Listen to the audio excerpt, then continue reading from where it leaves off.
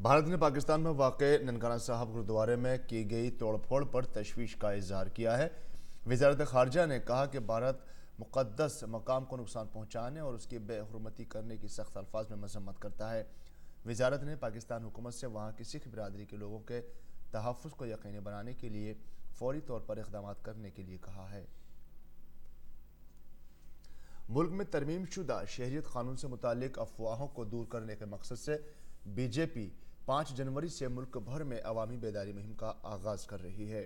BJP के कौमी general secretary Anil Jain ने प्रेस कॉन्फ्रेंस करते हुए बताया कि बीजेपी के मुख्तलिफ लीडर 3 करोड़ कुनबों को घर घर पहुँच कर इस कानून से मुतालिक लोगों को बताएंगे। पहले दिन यानी 5 जनवरी को पार्टी सदर अमित शाह दिल्ली में, अबूरी सदर जेपी नड्डा गाजियाबाद में, राजनाथ सिंह लखनऊ में और नितिन गडकरी नागपुर में एक साथ इस मुहिम की क़यादत करेंगे। इसके अलावा मरकज़ी वज़ीर सदानंद गौड़ा बेंगलुरु में, निर्मला सीतारमण जयपुर में, रविशंकर प्रसाद फरीदाबाद में, थावरचंद गहलोत रायपुर में और पीयूष गोयल मुंबई में घर घर जाकर लोगों को CAA के बारे में बताएंगे। बीजेपी ने इस मुहिम के लिए टोल फ्री नंबर भी जारी किया है। राजस्थान का कोटा मुसलसल सुर्खियों में है क्योंकि नए साल में मजीद 3 बच्चों की अमवात हुई है। मरने वाले बच्चों की तादाद 100 तक पहुंच चुकी है। इस दौरान मरकज की तरफ से रवाना की गई एक आला सतही टीम कोटा पहुंची।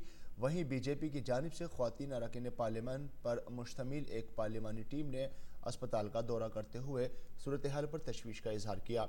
मरकज़ ने इस नौइयत के वाक़यात की रोकथाम के लिए राजस्थान हुकूमत को इजाफी मदद की पहले ही यकीन दहानी कराई है। अस्पताल में दाखिल बच्चों के लवाहिकीन ने जुमे को अस्पताल में हंगामा आराई की।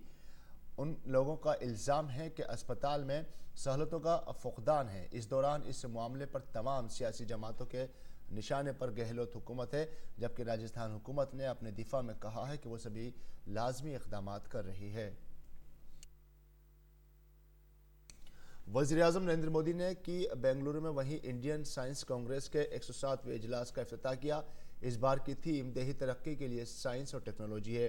5 दिनों तक चलने वाले इस इजलास में साइंसदानों, माहिरीन तालीम, रिसर्च स्कॉलर समेत 15,000 मंदोबीन हिस्सा ले रहे हैं। मुल्क व गैर ममालिक में साइंसी रुझान व तहक़ीक़ को फ़रोग़ देने और इसकी हौसला अफजाई में इंडियन साइंस कांग्रेस का नुमाया किरदार रहा है। वज़ीर-ए-आज़म ने भारतीय साइंस, टेक्नोलॉजी और इंजीनियरिंग सहूलियत मैप iSTEM पोर्टल की भी शुरुआत की। इस वेबसाइट की लॉन्चिंग से पहले नौजवान साइंसदानों के पास ऐसी कोई सहूलत मौजूद नहीं थी जिससे वो दीगर लेबॉरेटरीज में होने वाले तजुर्बात की मालूमात हासिल कर सकें। ईरान के जनरल कासिम सुलेमानी के बगदाद में अमरीकी ड्रोन हमले में मारे जाने के बाद पूरे मगरबी एशिया में कशीदगी बढ़ गई है। अमरीकी सदर डोनाल्ड ट्रंप ने कहा है कि उनका मुल्क ईरान के साथ जंग नहीं करना चाहता, लेकिन अगर इस्लामी मुल्क ने कोई जवाबी कार्रवाई की तो अमरीका इससे निपटने के लिए पूरी तरह तैयार है। हमले के बाद पहली बार मीडिया से बातचीत में ट्रंप ने कहा कि कासिम सुलेमानी का कत्ल ईरान के साथ तनाज़ा बढ़ाने के लिए नहीं किया गया है। वहीं दूसरी तरफ ईरान के सुप्रीम लीडर आयतुल्लाह अली ख़ामनई ने जनरल कासिम सुलेमानी के कत्ल का बदला लेने का ऐलान किया है। अपने एक बयान में उन्होंने कहा है कि सख्त इंतकाम उन मुजरिमों का मुंतज़िर है जिन्होंने सुलेमानी और दीगर के खून से अपने हाथ रंगे हैं। ईरान ने जनरल सुलेमानी की मौत पर 3 रोज़ा सोग का ऐलान भी किया है। कासिम सुलेमानी को इराकी राजधानी बगदाद में अमरीका ने एक हवाई हमले में हलाक किया है।